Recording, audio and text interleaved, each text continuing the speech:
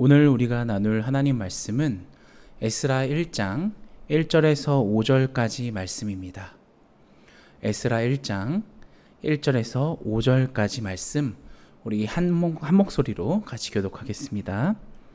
바사왕 고레스 원년에 여호와께서 예레미야의 입을 통하여 하신 말씀을 이루게 하시려고 바사왕 고레스의 마음을 감동시키매 그가 온 나라에 공포도 하고 주소도 내려 이르되, 바사왕 고레스는 말하노니 하늘의 하나님 여호와께서 세상 모든 나라를 내게 주셨고 나에게 명령하사 유다 예루살렘의 성전을 건축하라 하셨나니, 이스라엘의 하나님은 참 신이시라. 너희 중에 그의 백성된 자는 다 유다 예루살렘으로 올라가서 이스라엘의 하나님 여호와의 성전을 건축하라. 그는 예루살렘에 계신 하나님이시라. 그 남아있는 백성이 어느 곳에 머물러 살든지 그곳 사람들이 마땅히 은과 금과 그 밖의 물건과 짐승을 도와주고 그 외에도 예루살렘에 세울 하나님의 성전을 위하여 예물을 기쁘게 드릴지니라 하였더라. 이에 유다와 베냐민 족장들과 제사장들과 레위 사람들과 그 마음이 하나님께 감동을 받고 올라가서 예루살렘에 여호와의 성전을 건축하고자 하는 자가 다 일어나니. 아멘. 오늘 설교 제목은 낭만 그리스도인, 낭만 그리스도인이라는 제목으로 말씀을 전합니다. 여러분은 인생 드라마가 있으십니까? 인생 드라마. 제가 뭐 이렇게 드라마를 좋아하는 편은 아니지만 그래도 허준, 대장금, 이터널 선샤인, 나의 아저씨 등 좋아했던 드라마들이 있습니다. 제가 2016년도에 새로 접했던 드라마가 하나 있는데요. 이 드라마가 이제는 저의 인생 드라마가 되었습니다. 명대사를 한번 따라해 볼 테니까 한번 어떤 드라마인지 한번 맞춰보시겠어요? 살린다. 무슨 일이 있어도 살린다. 좀 맞추셨습니까, 여러분? 이 드라마는요, 여러분, 낭만 닥터 김사부라는 드라마입니다. 2016년도에 첫 방영을 시작해서 지금 현재 시즌 3가 방영되고 있을 정도로 정말 사랑받고 있는 메디컬 휴먼 드라마입니다. 배우 한석규 씨가 연기하고 있는 이 김사부, 닥터 부용주라는 인물은요, 정말 천재 실력을 가지고 있는 외과 의사입니다. 그러나 동시에 누군가에게는 괴짜 의사, 삼류 의사라 불릴 만큼 정말 독특한 캐릭터이죠. 왜 이렇게 독특한 캐릭터냐라고 해서 봤더니 이 김사부가 일하고 있는 병원이 굉장히 적자입니다. 적자임에도 불구하고 이 김사부는 돈이 안 되는 환자들을 살려야 한다면서 막무가내로 환자를 계속 받고 있는 모습을 보여줍니다. 당연히 아픈 환자는 치료해 줘야 되고 아픈 환자를 받는 거는 맞겠지만, 이 병원 입장에서, 또 병원에 일하고 있는 여러 직원들 입장에서, 또 외부적으로 내부적으로 입장에서는 꼭 그렇지만은 않죠. 더 나아가서 이 환자를 살린다는 신념으로 어떠한 일도, 또 어떤 내부적인 외부적인 상황도 절대 고려하지 않는 정말 뚝심 있는 인물로 보여집니다. 그래서 좀 호불호가 갈리죠. 그래서 이 김사부를 싫어하는 주변 인물들은 김사부를 바라보면서 다들 이렇게 얘기합니다. 아니, 나도 저걸 몰라서 안 하는 줄 알아? 다 상황이 있는 거지. 나도 저렇게 못할 줄 알아? 할 수 있어. 하지만 안 하는 거지 라고 말이죠. 이 생각 없이 멋있는 것만 자기 혼자 다 하려고 하는 김사부를 볼 때에도 저도 좀 봤을 때 좀 재수없다라는 느낌이 드는 캐릭터이기도 합니다. 특히나 이 드라마의 제목을 보면 알 수 있듯이 이 김사부는요, 이런 자신을 낭만 닥터라고 말을 합니다. 여러분, 낭만이라는 단어를 들으시면 여러분 어떤 생각이 드십니까? 아니, 웃기고 있네. 요즘 같은 시국에 낭만을 논하다니, 이런 생각이 들지는 않으시는지요? 나는 정말 하루하루를 허덕이며 정말 힘들게 살고 있는데 옆에서 그 사람에게 그것도 다 낭만이야 라고 얘기를 한번 해본다고 생각해 보십시오. 한 대 때리고 싶지 않겠습니까? 화가 치밀어 오르죠. 하지만 정작 이 드라마를 보면 이 낭만이라는 단어가 단순히 청춘들의 로맨스에 의해 패상되는 단어이거나 힐링을 얻을 때 쓰는 단어가 아닙니다. 여기서 쓰인 낭만이라는 단어는 한자로 물결낭에 흩어질 만을 사용하고 있습니다. 그러니까 해석해보면 물이 한 곳으로 모였다가 때가 되면 흩어지는 뜻을 가진 낭만을 의미합니다. 여러분, 김사부는요, 자신의 병원에 정말 누구도 거들떠보지 않는, 어쩌면 앞으로 실패가 결정된 의사들을 데려다가 그들을 정말 멋진 의사들로 성장시켜 내깁니다. 또 자신의 신념인 무조건 살린다라는 이 신념을 이들에게도 똑같이 전염시키고 전파하죠. 그러다 보니까 자신과 함께 일하는 모두가 이 살린다라는 이 신념 하나로 일할 수 있게끔 이끌어 갑니다. 그러면서 자연스럽게 닥치게 되는 여러 가지 어려움들 역시도 항상 끝내 이겨내는 모습을 보여줍니다. 저는 이 드라마의 낭만을 보면서 우리가 살아가고 있는 이 시점, 이 세상에서도 이런 낭만을 삶에서 구현하는 것이 그렇게 어려울까라는 생각이 들었습니다. 우리 주변에 흠이 있는 사람들을 품어주고 보듬어주고 또 나의 신념을 꿋꿋이 의지하면서 또 꿋꿋이 지켜가면서 직진해 나가는 거, 또 그러다가 악함이 잡혀있는 권세와 맞서면 싸워 결국 이겨 승리하는 거, 이것이 바로 김사부라는 드라마에서 우리에게 진짜 알려주고 있는 낭만 메시지가 아닐까 싶습니다. 이 김사부가 말하는 의사로서의 낭만은 한 줄로 정리하자면 어떠한 상황에도 굴하지 않고 자신의 해야 할 일을 해나가는 것입니다. 의사는 무엇을 해야 됩니까? 환자를 살리는 일에 집중해야 된다. 이거에 집중하는 것이 바로 낭만이다라고 이야기를 하고 있습니다. 본질을 잃지 않고 정말 쳇바퀴 도는 듯한 이 일상 속에서 의사로서 절대 버리지 않는 것, 살린다라는 이 신념이, 이 김사부의 태도가 우리에게 묵직한 울림이 있지 않은가 생각이 됩니다. 저는 이 드라마를 보면서 의사로서의 낭만이 저런 것이라면 이 목사로서의 낭만은 어떤 것일까라는 생각을 하게 됐습니다. 그리고 더 나아가서 우리 그리스도인들의 낭만은 무엇일까?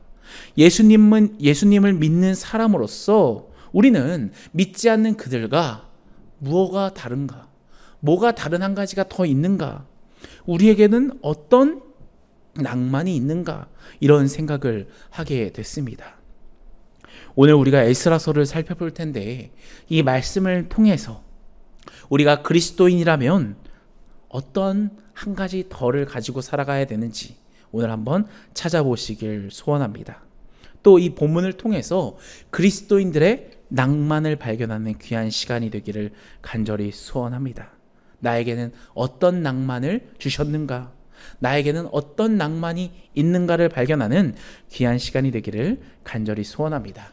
자, 그럼 본문으로 한번 들어가 볼까요? 에스라서 1장 1절 말씀 같이 한번 읽어보겠습니다. 시작.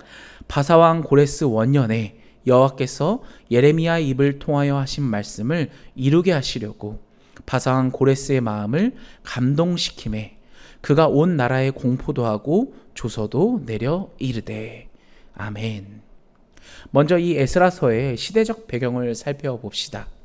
바사라는 나라가 등장하죠. 이 바사가 어느 나라입니까? 바로 페르시아입니다. 이 페르시아를 우리말식으로 기록하게 되면 바사가 되는 것이죠.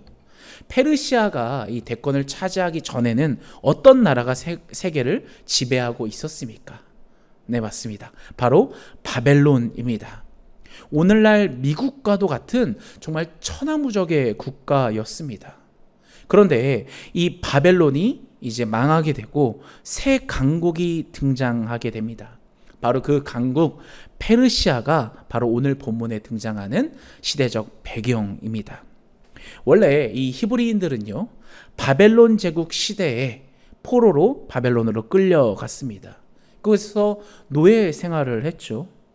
이스라엘 백성들이 약속의 땅에 있을 때 하나님의 말씀에 좀 더 잘 순종했더라면 이런 일이 발생하지 않았을 텐데 그러지 못했죠. 이스라엘이 무려 70년이라는 그 오랜 세월 동안 포로로서 노예로서 그곳에서 생활하고 있는 가운데 강국이 바뀌게 되는 것입니다. 페르시아에게 바벨론이 망하면서 자연스럽게 유대 히브리인들은 바벨론의 속국에서 페르시아의 속국으로 이제 되어버리고 만 것이죠. 오늘 1절에 이 바사 페르시아의 왕 고레스가 등장하게 됩니다. 그런데 여러분 성경 1장 1절을 보시면 뭐라고 얘기하고 있냐? 이 대제국이 변하고 대제국이 바뀌고 있는 것, 바벨론에서 페르시아로 바뀌고 있는 것, 이 일들을 누가 이루셨다고 성경에서 이야기하고 있습니까? 네, 맞습니다.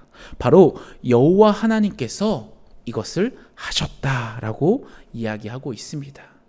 이게 그냥 일어나는 일이 아니라 뭔가 바벨론이 뭔가 잘못해서 일어나는 일, 페르시아가 너무 강해서 일어나는 일이 아니라 하나님께서 말씀을 이루시기 위해서 지금 이런 일을 하시고 계신다라는 것입니다. 사랑하는 여러분, 우리의 인생도 마찬가지 아닙니까? 우리는요, 이 세상을 살아가다 보면 우리는 마치 우리가 무언가를 해서 어떻게 해서 내가 내린 선택을 통해서 미래의 결과들이 일어났다라고 생각하면서 삽니다. 세상의 질서와 힘의 논리로 구성된 이 세상 속에서 그렇게 살아가죠. 그러나 하나님께서는 하나님의 일을 하고 계신다라는 겁니다. 하나님께서 계획하신 섭리와 질서들이 우리가 지금 살아가고 있는 이 세계의 시간 속에 같이 섞여 있는 것이죠. 그러다 보니 우리가 살아가고 있는 이 시간 속에서 하나님의 의미와 하나님의 뜻을 구분하기가 쉽지 않습니다. 왜냐? 이 세상의 시간과 하나님의 시간이 섞여 있기 때문입니다. 여러분, 하나님의 시간은요, 그냥 따로 구분돼서 흘러가는 것이 아닙니다. 이 세상의 시간과 섞여서 흘러가기 때문에 우리가 잠깐이라도 하나님께 시선을 놓치면요, 이게 헷갈려져 버리는 거죠. 우리가 매일 아침 공동체 성경 읽기를 하는 이유가 무엇입니까? 그 시선을 놓치지 않기 위해서 우리가 하나님을 믿으면, 우리가 하나님을 믿기 시작하면 우리의 인생이 하나님이 계획하신 그 계획 안에서 그 말씀이 이루어지도록 쓰임받는 인생이 되는 것입니다. 그러나 그 시선을 놓치면 어떻게 됩니까? 마치 내가 하고 싶은 것, 내가 이루고자 하는 것, 내가 이루고자 하는 이 세상 속에서 살아가는 인생이 되는 것이죠. 여러분, 세상의 시선으로, 인간의 시선으로 바라봤을 때는 힘의 원리와 질서로 바벨론이 페르시아에게 망한 것으로 생각하기 쉽습니다. 그러나 성경 기자는 그렇게 기록하지 않습니다. 이 사건을 놀랍게도 예레미야에게 하신 하나님의 말씀을 이루시려고 지금 이런 일이 벌어졌다라고 기록하고 있는 것입니다. 여러분, 무엇을 계속 이야기하고 있는 것입니까? 우리가 사는 이 세상, 이 역사의 주어가 누구시냐라는 겁니다. 역사의 주권이 과연 누구에게 있냐라는 것이죠. 사랑하는 여러분, 이 역사의 주권은 하나님께 있는 것입니다.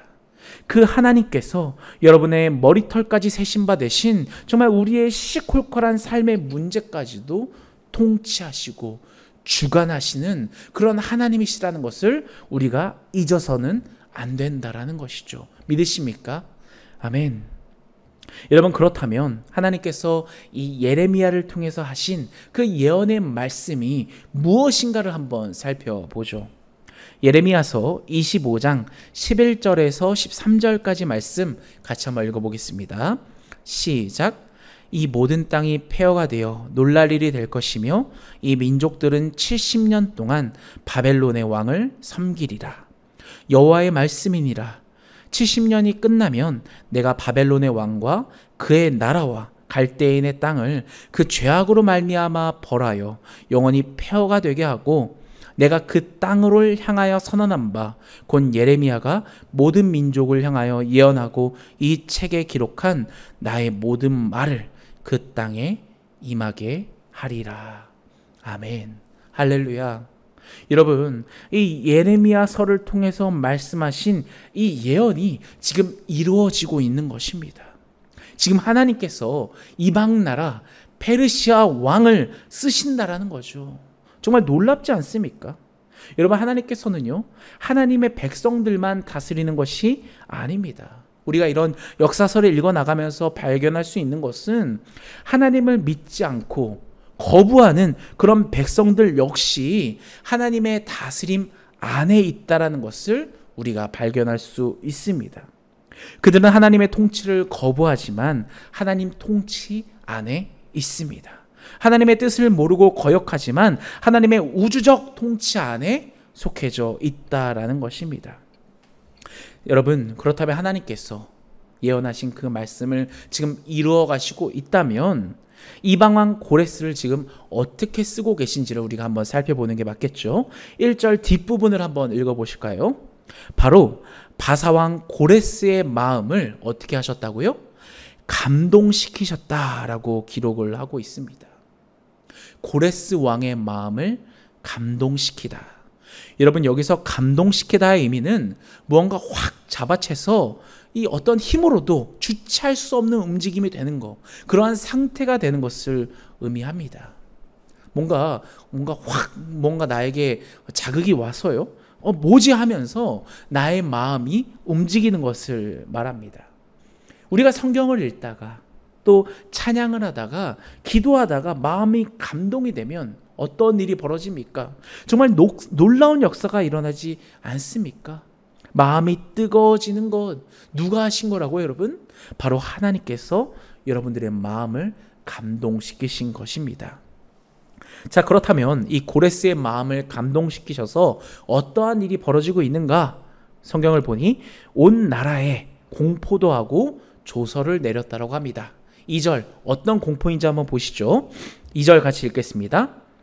바사왕 고레스는 말하노니 하늘의 하나님 여호와께서 세상 모든 나라를 내게 주셨고 나에게 명령하사 유다 예루살렘의 성전을 건축하라 하셨나니.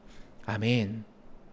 여러분, 정말 놀라운 조서를 지금 내린 것입니다. 지금 포로로 붙들려 있는 이 히브리인들을 향해서 지금 고레스 왕이 뭐라고 하냐? 너희 고향으로 이제 돌아가라. 그리고 더 나아가서 너희 하나님 성전을 재건해라 라고 명령을 합니다. 여러분, 한번 생각해 보십시오. 이게 얼마나 놀랍고 황당한 일이냐라는 겁니다. 이 바벨론을 집어삼킨 페르시아 제국은 지금 가장 중요한 게 제국의 안정입니다.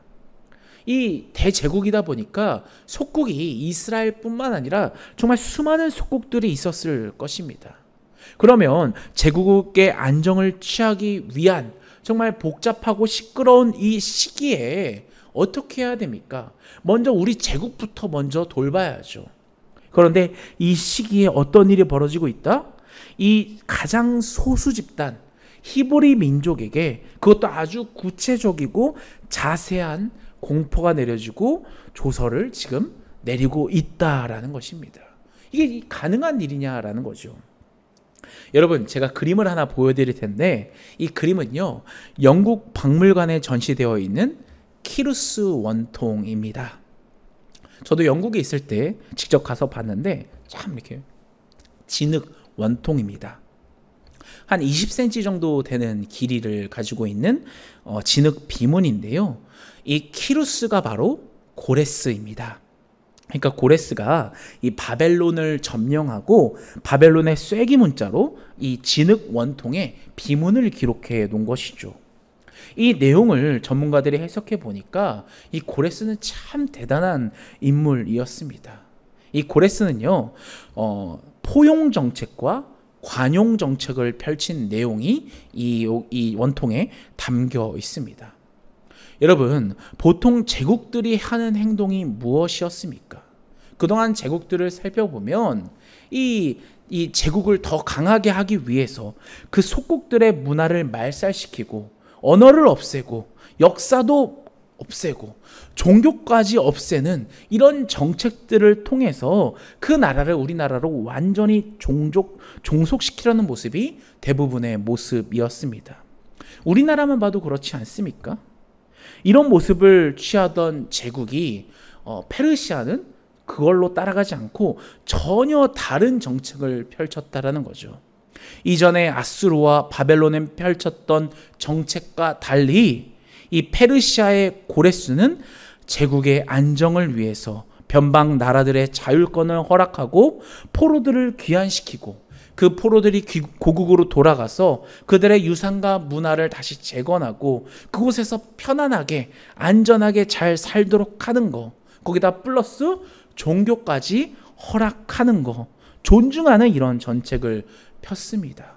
이 고도의 포용 정책과 관용 정책을 통해서 이 제국을 안정시켰다라는 것입니다. 이 페르시아의 고레스는요, 이 무력을 통해서가 아니라 무언가를 더해서 이 제국을 단단하게 유지시키는 것이 아니라 그들이 오히려 더 자리를 잘 잡을 수 있게끔 해서 이 페르시아를 향해 좋은 우호적인 관계를 통해서 더 단단하게 나라를 세웠다라는 것이죠.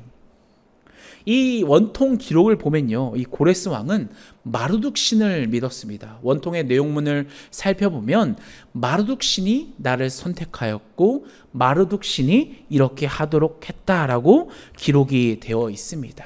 성경과는 다르죠.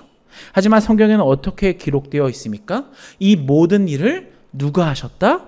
바로 여호와께서 이 일을 하셨다라고 말씀하십니다. 하나님을 믿었던 안 믿었던 간에 하나님께서 그 마음을 감동시키시고 주관하시면 정말 이 놀라운 역사가 일어난다는 것을 우리가 알 수 있습니다. 감동했던 고레스는 이스라엘로 향해 너희가 고향으로 돌아가라 라고 이야기합니다. 우리 인간적인 생각으로 바라볼 땐, 또 역사학자들이 그들을 이 고레스를 평가할 땐 정말 똑똑한 정치적인 움직임이다. 정말 위대한 업적이다. 알렉산더보다 더 뛰어난 정말 정책을 폈던 왕이다라고, 뭔가 이 모든 일들이 고레스가 뛰어난 인물이어서 고레스가 대단한 정책을 폈기 때문에 이렇게 된 것이다라고 우리는 생각할 수 있습니다.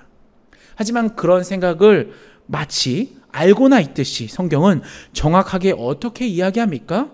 하나님께서 때가 이름에 하나님께서 이런 일을 일으키셨다라는 것입니다. 사랑하는 여러분, 우리 모두가 이 하나님의 때를 믿고 기도하는 모두가 되기를 간절히 소원합니다.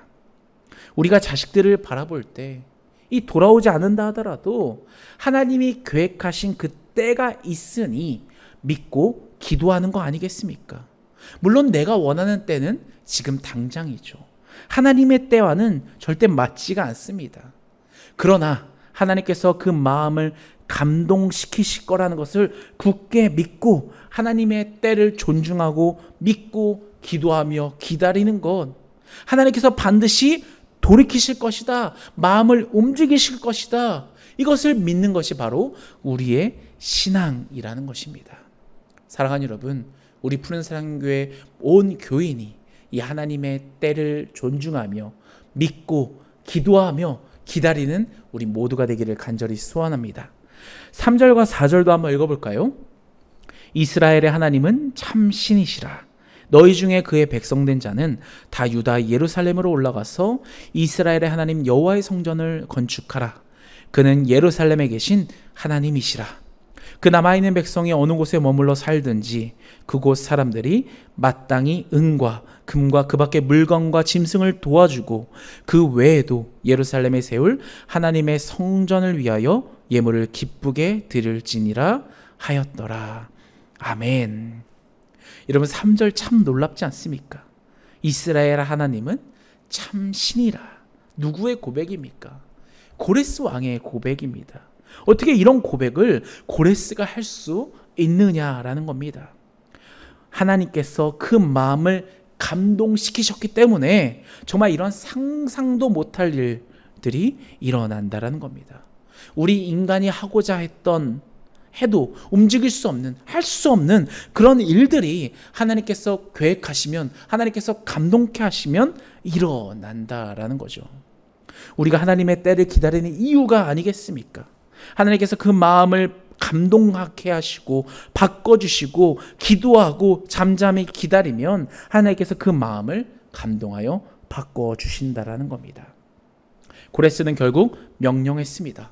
돌아가라. 성전을 건축하라. 그리고 이 건축을 도와라 라고 말이죠. 자, 우리가 지금까지 감동받은 바로 고레스 한 사람을 살펴보았다면 이번에는 좀 시선을 달리해서 이 명령을 들은 히브리 노예들 입장에서 한번 생각해 봅시다. 히브리 노예들이 이 페르시아 고레스의 명령을 들었습니다. 아니 뭐라고? 고향으로 돌아가라고? 아니 갑자기 왜?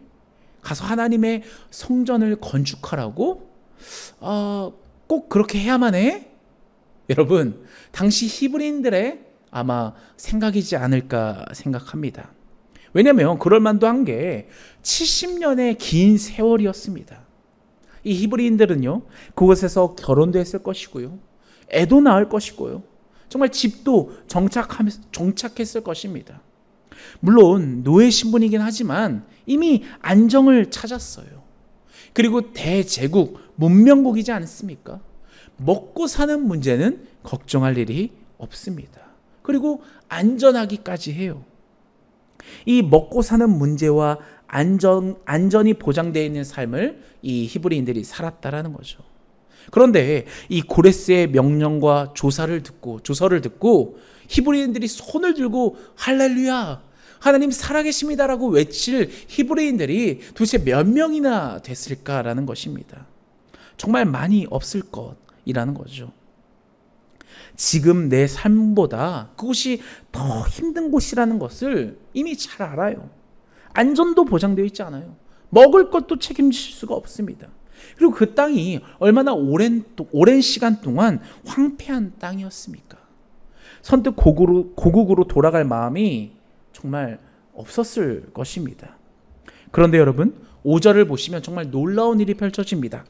이에 유다와 베냐민 족장들과 제사장들과 레위 사람들과 그 마음이 하나님께 감동을 받고 올라가서 예루살렘에 여호와의 성전을 건축하고자 하는 자가 다 일어나니. 아멘. 여러분, 비록 모두는 아니었습니다. 정말 소수의 몇몇 히브리인들이 하나님의 그 말씀에 감동을 받게 되는 거죠. 마음이 감동케 되는 것입니다.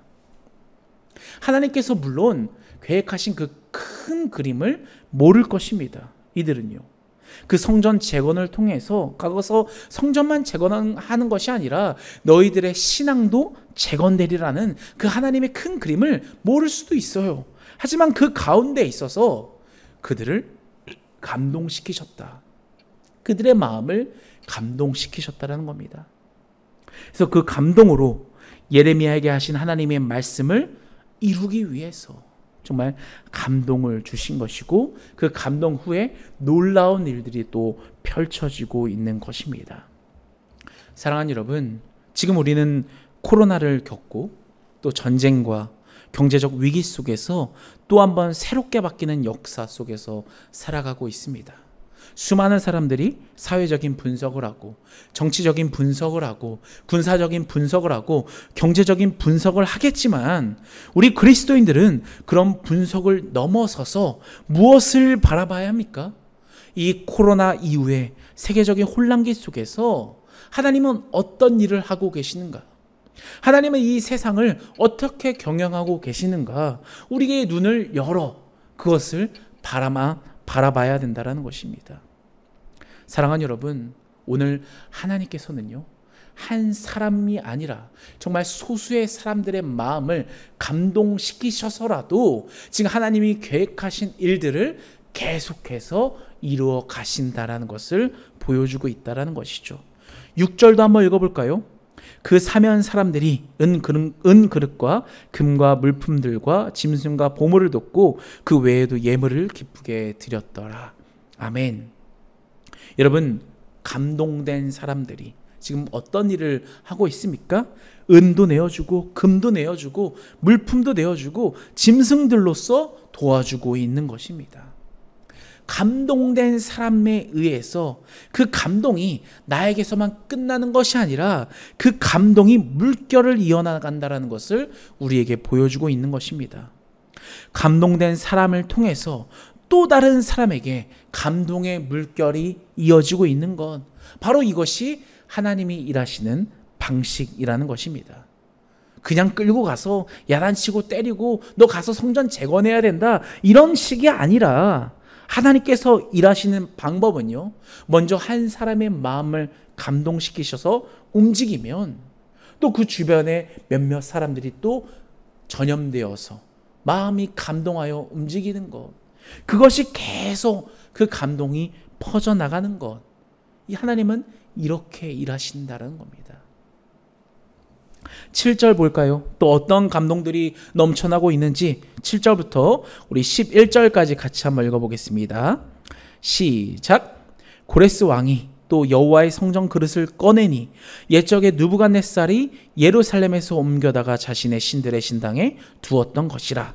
바사왕 고레스가 창고지기 미르드단에게 명령하여 그 그릇들을 꺼내어 세워서 유다 총독 세스바살에게 넘겨주니 그 수는 금접시가 30개요 은접시가 1000개요 칼이 29개요 금 대접이 30개요 그보다 못한 은 대접이 410개요 그 밖에 그릇이 1000개니 금, 은 그릇이 모두 5400개라. 사로잡힌 자들을 바벨론에서 예루살렘으로 데리고 갈 때 세스바살이 그 그릇들을 다 가지고 갔더라. 아멘. 여러분, 이 감동의 물결이 지금 어떻게 놀라운 일들이 벌어지고 있습니까? 그저 그냥 돌아가라는 말도 정말 놀라운 일이었지만 지금 이것저것 막 다 내어주고 있는 일들이 벌어지고 있습니다. 여러분, 참 놀라운 일이죠. 여러분, 사실 우리가 남한테요 10,000원 한 장 빌려주는 것도 사실 어렵잖아요. 저만 어렵냐요? 누가 어렵다고 하면 내 집의 폐물을 다 꺼내다가 이걸로 어떻게 해봐라 하는 사람이 어디 있겠습니까? 한 제국이 전쟁에서 승리하고 그것도 전리품으로 가져왔던 것들, 특히나 자신들의 벨 신전에 가져다 놓은 예물들을 다시 꺼내서 준다라는 것은 정말 말도 안 되는 이야기입니다. 정말 수치스러운 것이죠. 자신들의 신을 모욕하는 것입니다. 근데 그런 일들이 지금 벌어지고 있다라는 것입니다. 자신의 신전에서 예물들을 꺼내다가 이 히브리인들에게 주고 있는 것이죠. 여러분, 우리나라가 IMF 때 나라의 위기를 극복하고자 어떤 운동을 벌였습니까? 금모으기 운동을 펼쳤죠. 저도 어렸을 때 기억납니다. TV만 키면 정말 온 사람들, 그 가족들이 나와가지고 금을 갖다 내면서 인터뷰도 하고 이런 모습이 떠올라요. 나라를 다시 살리겠다고 집에 있는 애들 돌반지를 다 모아서 나라에 내는 일이 벌어졌습니다. 이 모습을 보면서 온 세계가 감동하지 않았습니까? 아니, 뭐 저런 나라가 있나? 국가의 실패, 정부의 실패를 비난하는 것이 아니라 온 국민들이 감싸고 보듬고 있는 거, 이런 놀라운 민족성을 보여준 거, 정말 대단한 일이죠. 정부가 잘못했으면, 나라를 파산시켰다면 나라의 빚을 누가 갚아야 됩니까? 정부가 갚아야 되는 거 아닙니까? 그런데 지금 국민들이 금과 은을 가지고 나와서 갚는 나라가 도대체 세계에 어디 있겠습니까?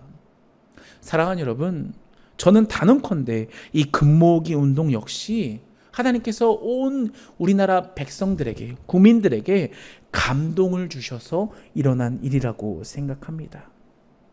여러분, 오늘 본문에서도요, 한 사람 한 사람의 마음의 감동이 지금 어떻게 되고 있습니까? 물결처럼 번지고 있습니다.